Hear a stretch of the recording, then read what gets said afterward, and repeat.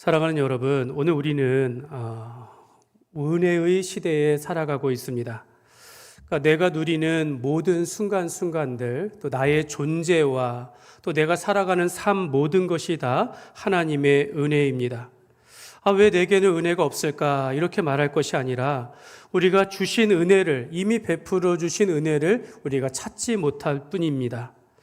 지난주에 70세 이상의 어르신들을 모시고 우리가 함께 예배하며 친교하며 식사하는데 참 이렇게 주님 안에서 우리가 노년에도 이렇게 참 즐겁고 행복한 시간을 가질 수 있다라는 것을 보면서 참 감사했습니다. 그러니까 우리 교회 성도님들 어르신들이 함께하는 것이 참 감사했습니다.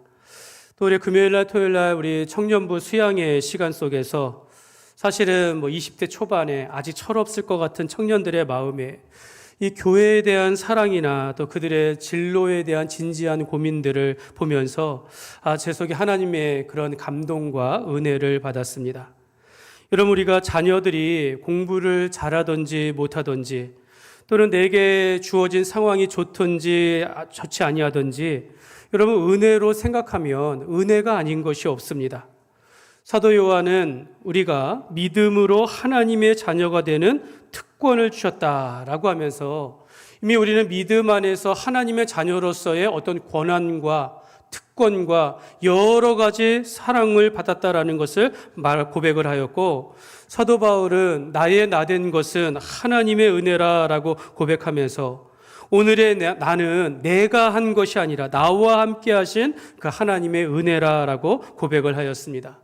또 성경을 보면 성도들을 향하여서 네가 이 땅에서 무엇이든지 땅에서 매면 하늘에서도 매일 것이요 땅에서 풀면 하늘에서도 풀릴 것이라 라고 하시면서 우리가 기도하며 행하는 것마다 하나님께서 함께 하시고 응답하시면서 우리에게 힘이 되어주시고 지혜가 되어주시며 우리 가는 길을 형통케 하신다라고 약속하여 주셨습니다.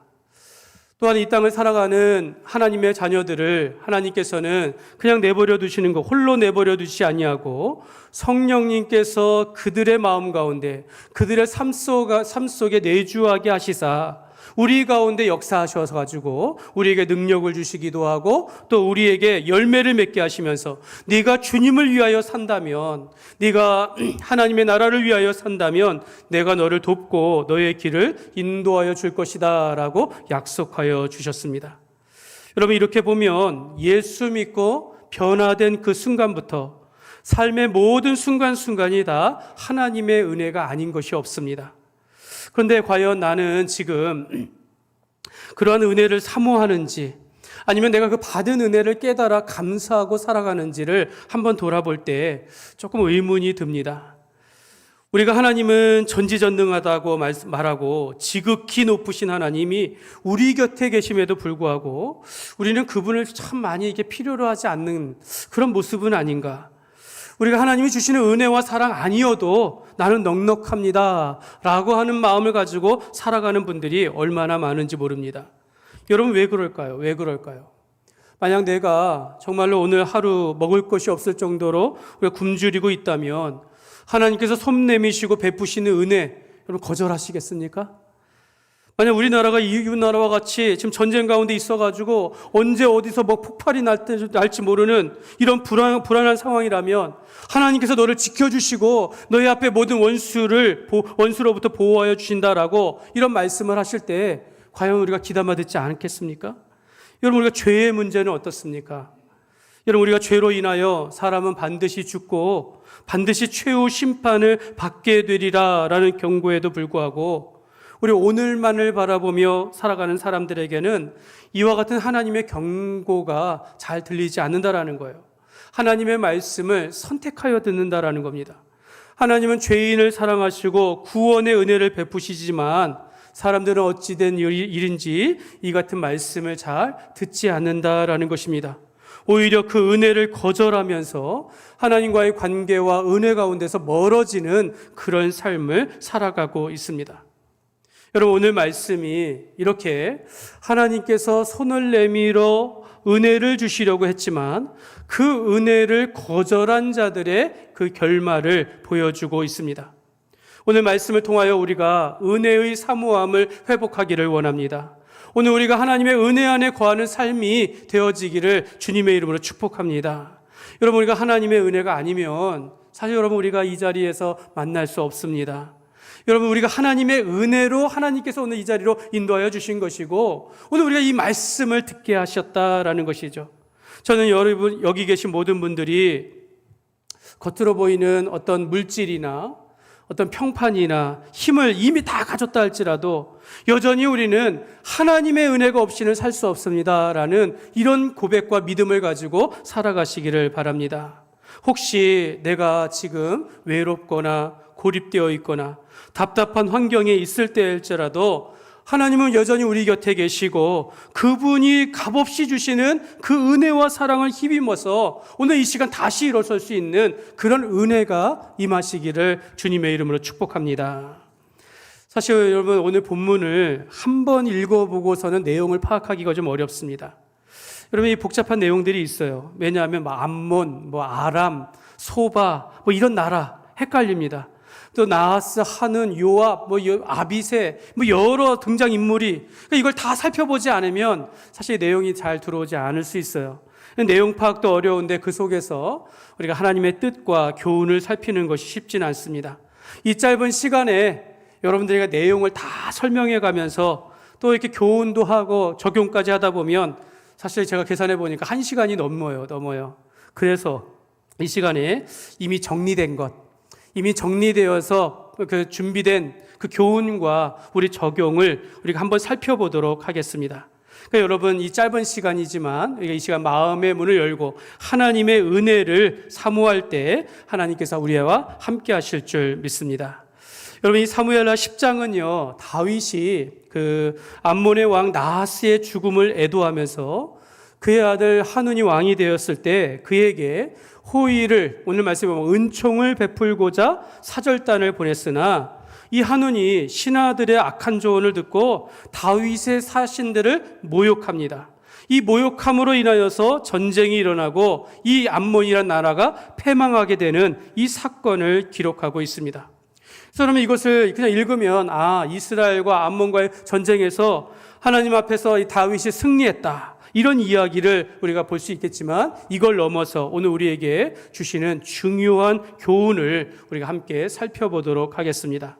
첫 번째는 은혜를 의심하면 평화를 잃게 되어집니다. 자, 왜 그럴까 한번 들어보시길 바랍니다. 여러분, 우리가 은혜를 받았는데 이 은혜를 받지 아니하면 우리 가운데 인생이 우리가 이렇게 삐뚤어지게 된다라는 거죠. 오늘 다윗은 이 암몬의 왕 나하스가 과거 자신에게 베푼 호의를 기억하고 그의 아들 한운에게 신하들을 보내서 은혜를 베풀려고 했습니다. 오늘 2절 말씀을 보시면요, 밑줄 것을 보면 다윗이 이르되 내가 나하스의 아들 한운에게 은총을 베풀되 그의 아버지가 내게 은총을 베푼 것 같이 하리라 라고 하면서 이 조문객을, 그러니까 이제 이 사절단을 보내게 되어집니다. 근데 여러분, 다윗이 이 암몬의 왕 나하스에게 어떤 은총을 받았는지는 몰라도 다윗은 이 은혜를 기억하여서 갖고 있다라는 거예요. 그의 아들에게 은총을 베풀기 위하여 신하들을 보냈습니다.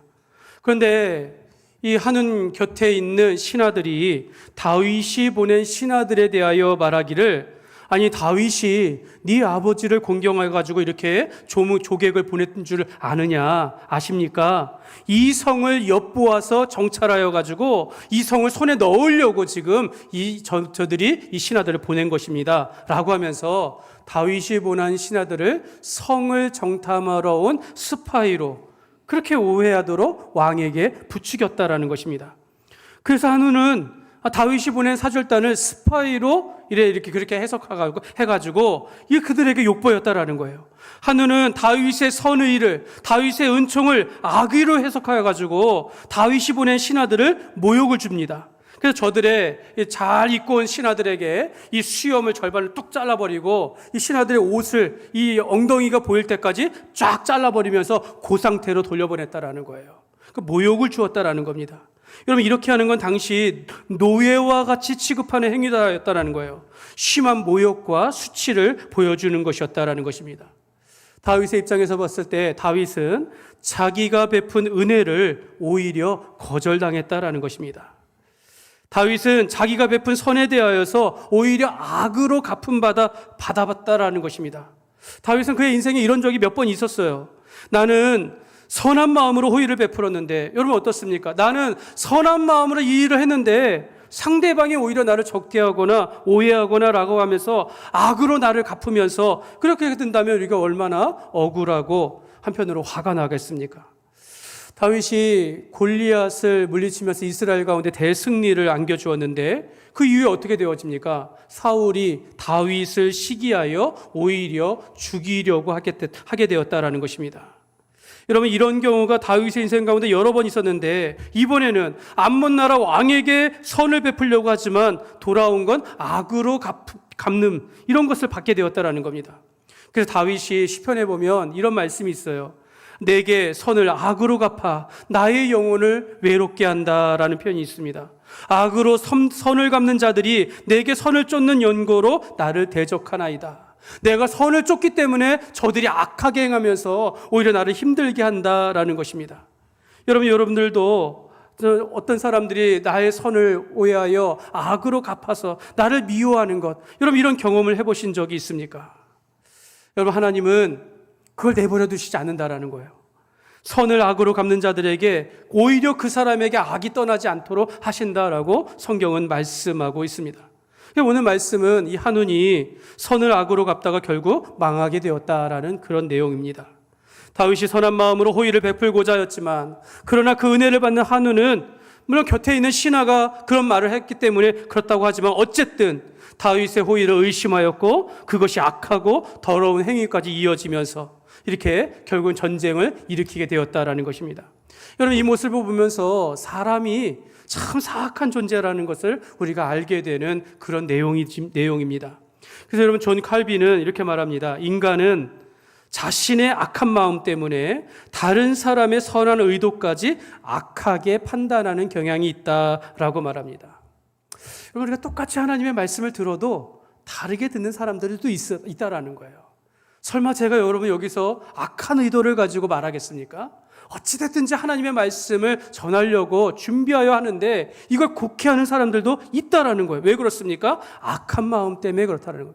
인간의 본성이 악하기 때문이다라는 것입니다. 그 사람이 하나님의 은혜를 은혜로 받지 못하고 그 은혜 받자 의심하며 오해하며 받아들이지 못하는 이유, 바로 그 안에 있는 죄 때문에, 죄성 때문이다라는 것입니다. 이 암몬의 한우는 다윗의 호의를 악의로 받아들이고는 결국 이 문제로 전쟁을 일으키면서 패망하게 되었다라는 것입니다. 여러분, 하나님께서 우리를 사랑하시고 은혜를 베푸시는데 그 사랑과 은혜를 의심하고 오해하며 또 거절하게 된다면 여러분, 은혜를 베푸시는 하나님의 마음은 어떻겠습니까? 여러분, 이런 경우가 있어요. 하나님은 우리를 훈련하시기 위하여, 하나님은 우리를 믿음에 연단하시기 위해서 종종 우리에게 고난을 허락하실 때가 있어요. 고통을 주실 때가 있습니다. 근데 이거를 오해해가지고 왜 내게만 이런 힘든 일이 일어나느냐라고 하면서 하나님 앞에 불평하거나 원망할 수 있다는 겁니다. 이거 오해라는 겁니다. 여러분, 우리가 기도하면 올해 하나님께서 응답하실 줄 알고 열심히 기도했는데 오랜 시간 하나님께서 침묵하시는 거예요.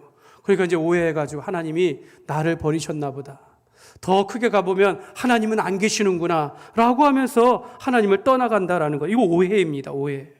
사랑하는 여러분, 하나님은 선하신 분이십니다. 여러분, 하나님은 선하신 분이심을 믿으시기를 바랍니다. 하나님께서 우리를 훈련하시고 하나님께서 우리에게 은혜를 베푸시는 것, 여러분, 우리가 오해하지 말아야 되는 그분의 뜻이라면, 그분의 말씀이라면 온전히 신뢰하시기를 바랍니다. 또한 우리가 주님의 일을 할 때 이런 선한 마음으로 하셔야 되는 것이죠. 여러분, 어떤 성도가 악한 마음으로 일을 하겠습니까? 그렇지 않습니까?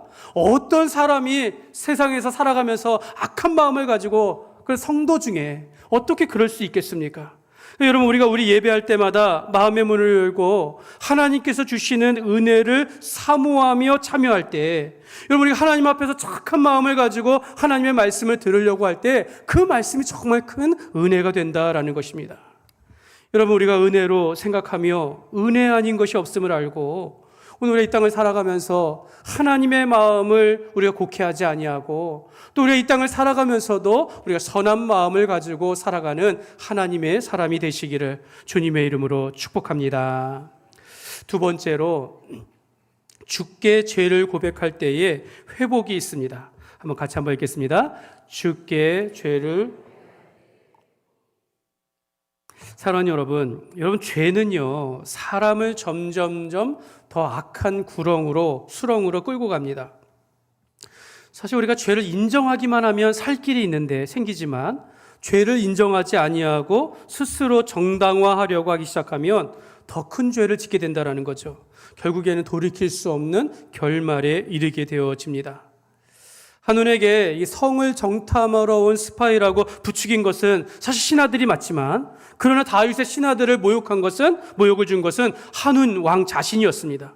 이런 6절 말씀을 보시면 반전이 있어요. 암몬 자손들이 자기들이 다윗에게 미움이 된 줄 알고 결국에는 이게 잘못됐다라는 걸 깨닫게 된 거예요. 잘못된 것을 알게 됐다라는 것입니다. 그러니까 그들이 다윗의 은총을 베풀려고 했다라는 것을 잘못 알게 되었다라는 것이에요. 그러니까 다윗의 선의를 오해했다라는 것을 자기들 알았을 때 그럼 어떻게 합니까? 내가 실수했구나. 다윗의 은혜를 베풀기 위해서 신하들을 보냈는데 하면서 뒤늦게라도 알게 되었다면 자기 잘못을 인정하고 다윗에게 사과해야 되지 않겠습니까? 그런데 한운이 어떻게 합니까? 자기 실수나 잘못을 인정하지 아니하고 도리어 사람을 주변 나라로 보내가지고 아람과 소바에게 도움을 요청합니다. 용병을 구합니다. 오늘 말씀해 보니까 수만 명이에요. 수만 명의 수백 대의 이런 병거들을 모아가지고 전쟁을 준비하게 되어집니다. 여러분, 사람이 누군가의 호의를 의심하며 오해할 수 있습니다. 그리고 그것이 오해였다라는 것을 알게 되었을 때 여러분, 우리가 의심했던 것을 후회하며 우리가 이제 그 잘못을 인정하기만 하면 더 이상 우리가 악한 길에서 이제 벗어날 수 있겠으나 그 순간 인간의 죄성이 여전히 그를 지배하면서 끝까지 이 죄를 숨기려고 한다라는 겁니다. 결국 한우는 자기가 오해하고 잘못한 줄을 알면서도 이걸 덮으려고 전쟁을 일으켰다라는 거죠. 그러다가 결국 다윗에게 크게 패하게 되었다라는 것입니다. 여러분, 우리가 이것이 문제인 것 같아요.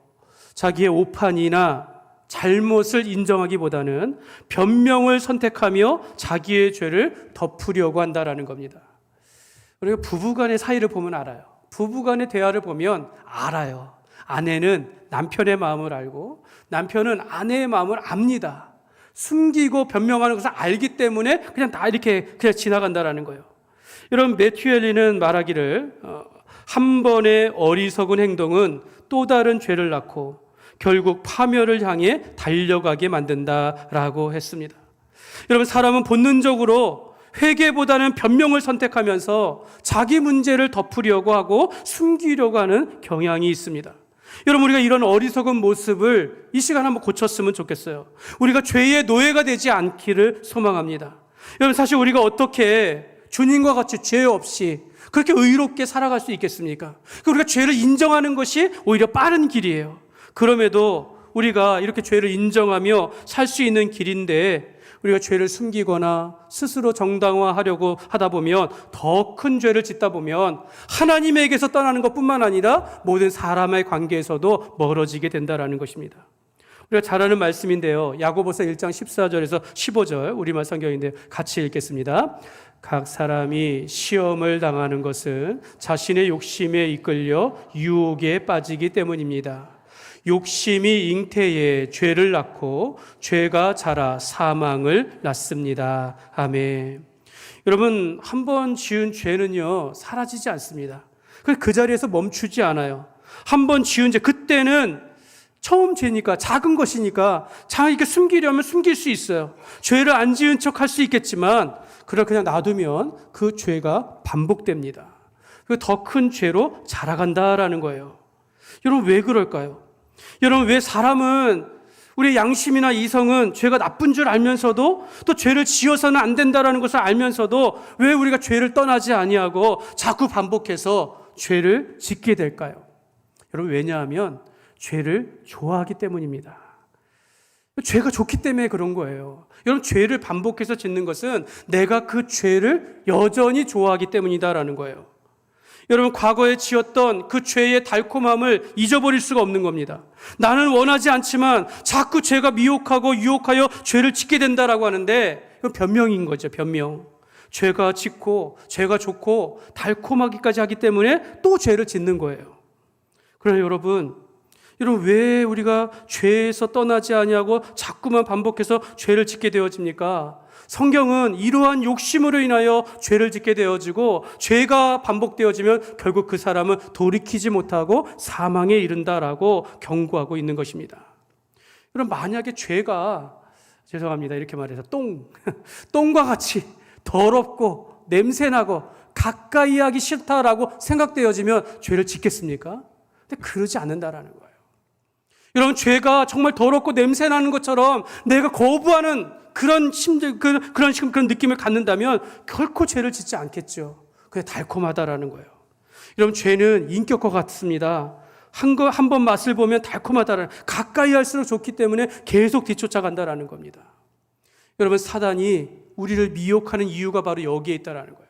죄는 그 자체는 사실 인격이 없고 그걸 움직이는 그런 유혹들이 있지만 그것에 우리가 넘어간다라는 겁니다. 그래서 여러분, 구약에서는 그래서 율법이 필요했습니다.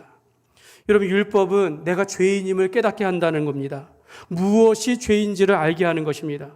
죄로 인하여 죽을 수밖에 없고 죄로 인하여 심판을 받을 수밖에 없다라는 걸 알게 하는 것이 바로 구약의 율법입니다. 근데 여러분, 이것이 율법의 한계입니다. 그래서 여러분, 신약에 와서 사실 우리에게 진정으로 필요한 것은 율법이 아니라 바로 십자가임을 말씀하고 있습니다. 여러분, 예수 그리스도의 그 십자가는 우리의 죄를 드러나게 할 뿐만 아니라 그 십자가 보혈의 은혜로 오늘 우리가 죄 씻음을 받고 죄에서 벗어나 자유하게 한다라는 거예요. 여러분, 우리가 십자가의 은혜를 맛보면 더 이상 그 죄를 가까이 하지 않게 된다는 거예요. 전에는 죄가 달콤했지만 그 십자가의 은혜를 경험하는 사람들은 더 이상 그 죄가 달콤하지가 않게 된다라는 것입니다. 사랑하는 여러분, 우리가 가끔 요즘에 연약한 사람들, 또 죄를 반복하는 사람들에서 이런 말 할 수 있어요. 그럴 수 있어. 사람은 다 그래. 여러분, 이런 말 좋아하지 마시기 바랍니다. 그러면 안 돼. 이런 사람이 있어야 되지 않겠습니까? 그렇게 하면 안 된다라는 이 말을 우리가 오히려 들을 수 있어야 한다는 겁니다.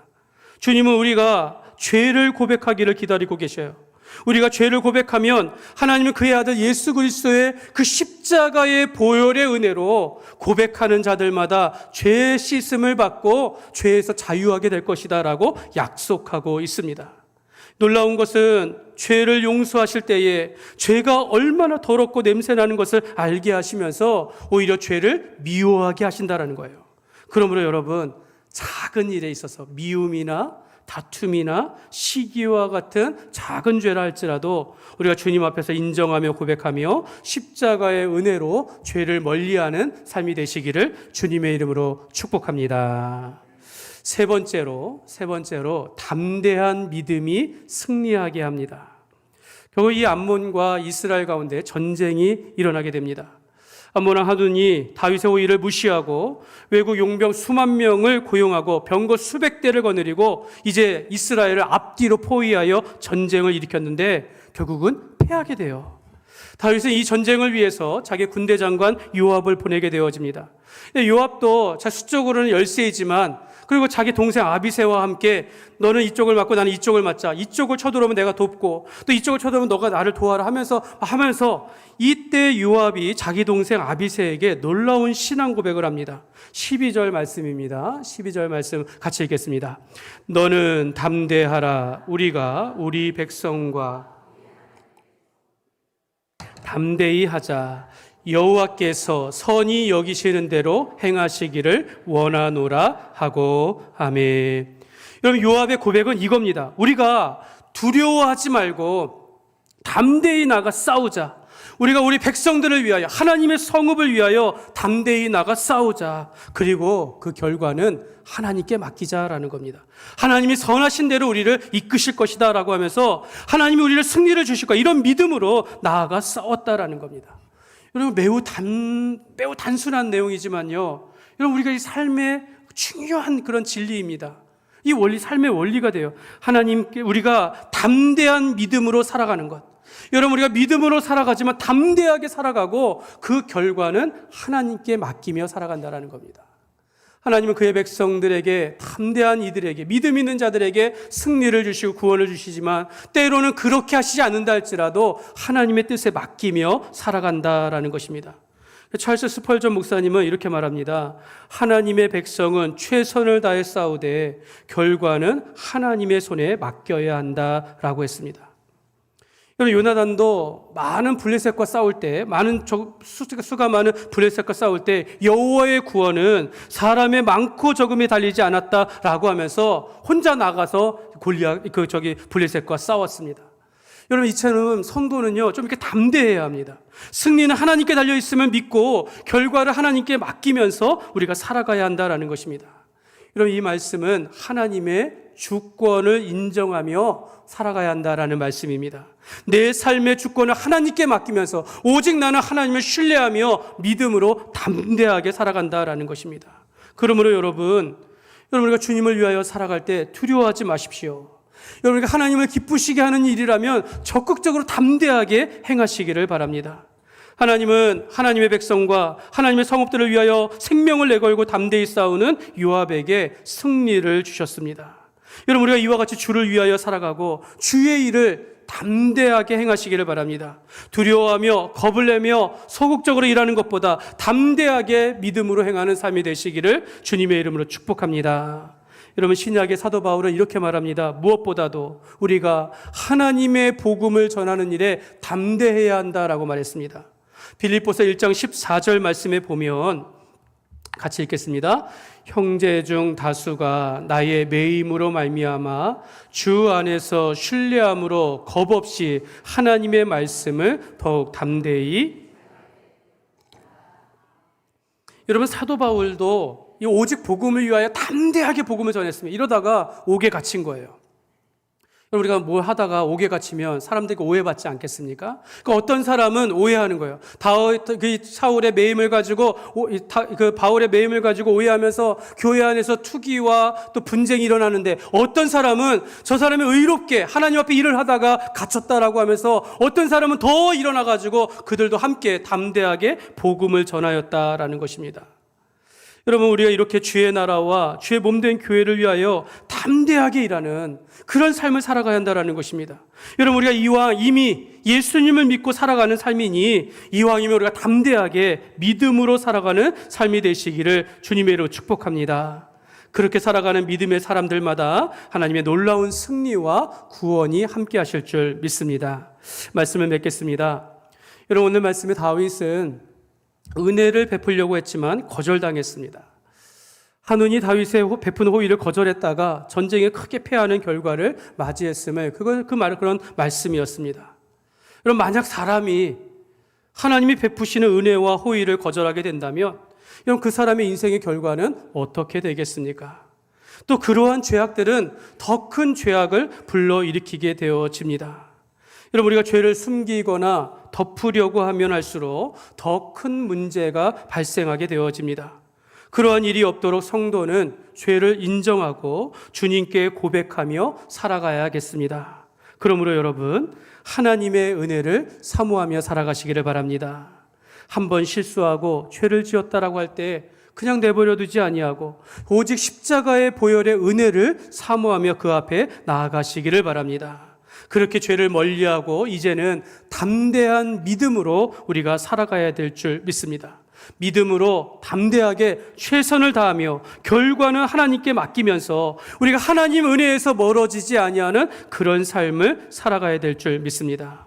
바울과 같이 나의 나된 것은 하나님의 은혜였음을 우리가 알고 우리가 하나님의 자녀로 불러주신 그 은혜에 감사하면서 우리가 삶 속에서 주께서 베풀어 주신 은혜를 감사하며 또 우리도 호의와 은혜를 베풀며 살아가는 삶이 되시기를 주님의 이름으로 축원합니다.